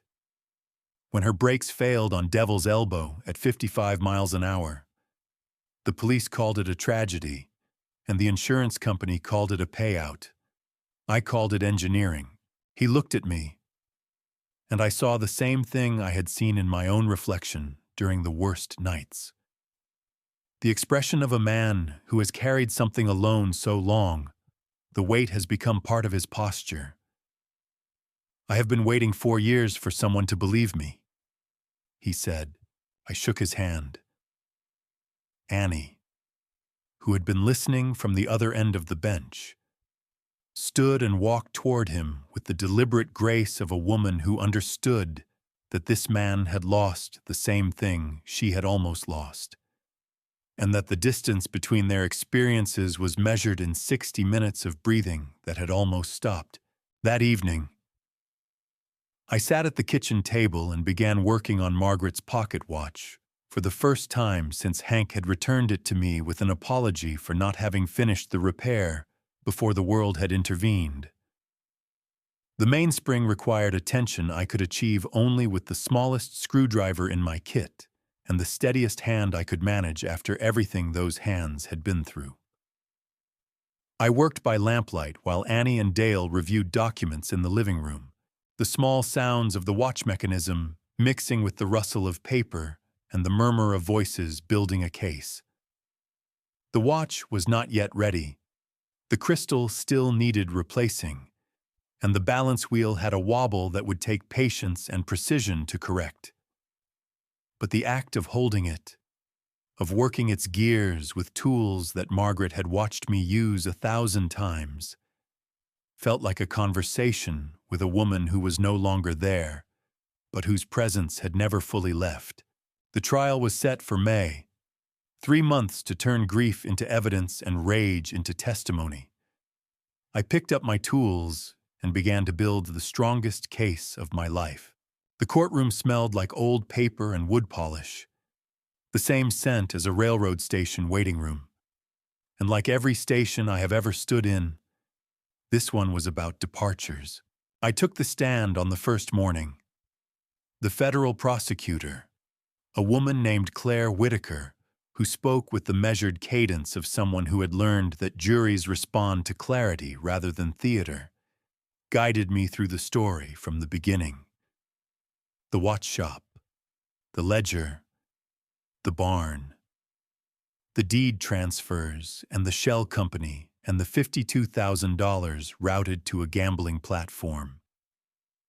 I spoke the way I had written inspection reports for 42 years, with precision and without embellishment, because the facts did not need decoration. They needed to be heard. When the defense attorney asked whether I had personal animosity toward the defendant, I looked at Nate Mercer for the first time since the hospital. He sat in a suit chosen to make him look respectable, hands folded, expression calibrated to suggest a man misunderstood. The same mask. But courtroom lighting is harsher than candlelight, and the mask did not fit as well as it used to. I told the attorney I did not have animosity.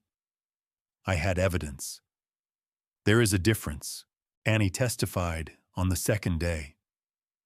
She wore the blue dress Margaret had bought her for college graduation and sat with the posture of a woman who had decided the only way through was straight ahead. She told the court about the gaslight, the financial pressure, the apologies she had made for asking questions about her own money, the storm cellar and the pills, the insurance policy she had never signed, and the bracelet that had disappeared from her wrist and reappeared on a stranger's. Her voice broke once, describing the morning she left school believing her father was dying. She recovered in 3 seconds. The jury did not look away.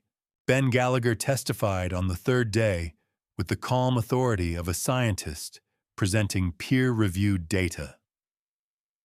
Geological surveys proving the mineral rights were among the most valuable undeveloped deposits in eastern Wyoming, worth conservatively $2.3 million. An independent accident reconstruction demonstrating brake failure consistent with deliberate scoring. Photographs of Devil's Elbow and Dead Man's Curve side by side. The geometry so similar they could have been designed by the same engineer, which, in a sense, they had been. Carl Whitfield sat in the gallery throughout, wearing his Korean War medal on his lapel, his presence testimony enough. On the 4th day, Clyde Mercer stood and asked to change his plea. Nate's head turned toward his father with the mechanical precision of a signal arm snapping to stop. Clyde spoke in a voice that trembled, and this time, the trembling was real. 5 years ago, he said, Nate discovered gambling debts I had accumulated after my wife died. When I refused to participate, he showed me photographs of my granddaughter Lily walking home from school. She is 10 years old. He said his partners would find her if I did not cooperate. He looked at the judge with the eyes of a man who had been drowning for 5 years. I chose those women. I identified them. I evaluated their finances and their isolation and their willingness to trust. I did it because I believed my granddaughter would die if I did not. I am not asking for forgiveness. I am asking the court to protect Lily. The sentencing came on the 5th day. The judge, a man in his 60s with the bearing of someone who had seen the worst of human behavior and had not yet become numb to it, read each verdict with a deliberation that gave every word the weight of a hammer falling on steel. Nathan James Mercer guilty on 14 federal counts including wire fraud, insurance fraud, conspiracy to commit murder, and attempted murder. Life imprisonment without the possibility of parole. Roy Lassiter guilty on 9 counts, 25 years. Elena Voss guilty on 7 counts, 15 years. Clyde Mercer guilty on 6 counts. Sentence mitigated by cooperation and evidence of coercion, 12 years. When the marshals took Nate's arms, the mask shattered, not into sadness or remorse, into the pure rage of a system encountering a variable it could not process. He twisted toward Clyde with violence that required 2 marshals to contain. It was your idea. You said the signalman's daughter was perfect. You said she would never question anything.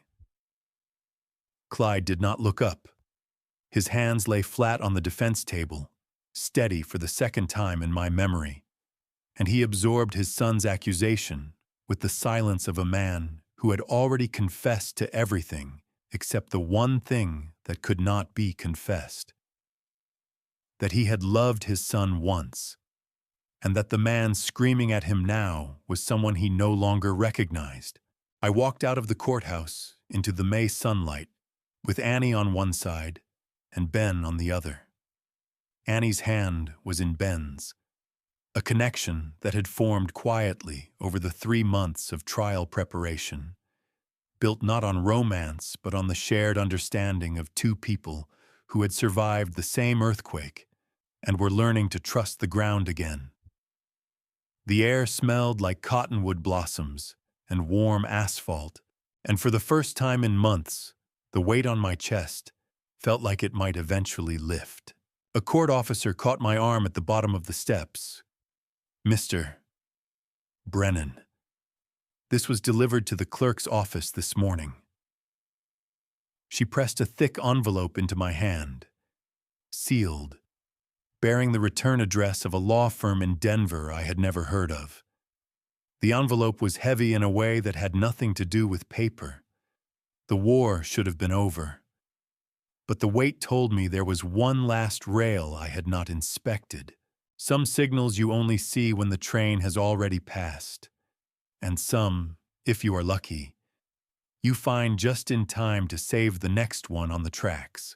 The envelope from Denver traced a holding company called High Plains Resource Partners to a corporate attorney named Harris Crane, who had been quietly purchasing every mineral rights parcel that Roy Lassiter's office had fraudulently transferred. Agent Reyes took the case. 6 weeks after the trial, Crane was arrested at his office in the Republic Plaza building, surrounded by the legal degrees and civic awards of a man who had built his respectability on stolen land. The mineral rights were returned to the 8 ranchers through a federal court order. Carl Whitfield called me to say his grandchildren would inherit what his grandfather had homesteaded, and his voice broke in a way that needed no translation. October came to Wyoming with the aspens turning gold along the Bighorn foothills, and the air carrying the first sharp promise of winter. Annie married Ben Gallagher on the 18th, in a garden behind the small house they had purchased on the west side of Cheyenne. 25 guests, wildflowers in mason jars. Annie wore a simple white dress and carried sage and columbine, the same flowers her mother had planted in the Laramie window boxes.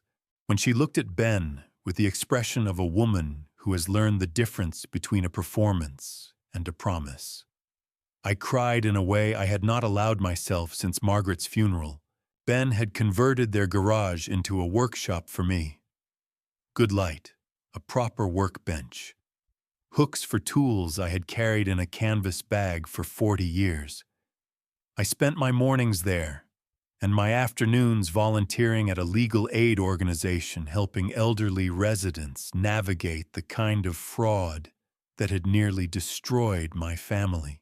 It was in that workshop, on a Tuesday evening in late October, with the 5:15 freight shaking the windows the way it had every evening of my life in Cheyenne, that I finished repairing Margaret's pocket watch. The mainspring was wound. The balance wheel turned with precise, circular patience. The new crystal caught the workshop light and held it the way Margaret used to hold a thought, gently and with the intention of sharing it when the time was right. I turned the watch to close the case back, and as I pressed the cover into place, I felt something beneath it, a resistance that did not belong to the mechanism. I removed the case back and looked beneath the movement, tucked into the narrow space between the gear train and the inner wall, folded once and pressed flat by years of proximity to the machinery, was a piece of paper no larger than a postage stamp, yellowed, fragile, and covered in handwriting I would have recognized in the dark, because I had spent 44 years reading grocery lists and love notes written in that same careful, tilted script. The letters were small and unsteady, the penmanship of a woman whose hands were beginning to betray her, whose mind was losing its grip on the sentences it had always formed so easily. I read the message in the workshop light with the freight train fading into the distance and the watch ticking in my palm for the first time in years. Walt, check the deed on the North 40. Nate asked questions about our land. He wanted to know about mineral rights. Something felt wrong. The way he smiled when I said I did not know. Please check. I love you, Mum. She had seen the signal. Before the Alzheimer's had taken her words. Before the disease had stolen the sentences she was trying to form on the porch that summer afternoon. Margaret had caught the flicker. She had noticed the false reading everyone else had missed. And she had done the only thing a woman whose voice was being stolen could do. She had hidden the warning in the one place she knew I would eventually find it. Because she knew that a signalman always opens the watch. The disease had taken her memory. It had taken her language. It had taken her ability to tell me what she had seen. But it had not taken her love. And it had not taken the instinct that told her something was wrong with the man who would one day marry our daughter. I sat in the workshop for a long time. The watch ticked against my palm with the rhythm of a heart that had stopped beating 2 years ago, but had never stopped loving. That evening, I placed the watch in Annie's hands. She opened the case back and read the note. And for a while, neither of us could speak. Because there are some messages that arrive so late and so perfectly that the only response is the kind of gratitude that has no adequate language. I whispered to Margaret that night, standing at the workshop window while the stars came out over the Laramie Range and a freight train moved along the horizon like a string of lanterns marking safe passage through the dark. She is safe, Maggie. The signal held. If this story touched something in you, if it reminded you of someone you love or someone you are trying to protect, I hope you will carry that feeling forward. Share your thoughts in the comments. Tell me what you would have done. And if you have not already, consider subscribing, because every story here is built on the same belief that the people we love are worth every signal we will ever read. The foundation was solid. The signal held. That is all a father can ever ask for.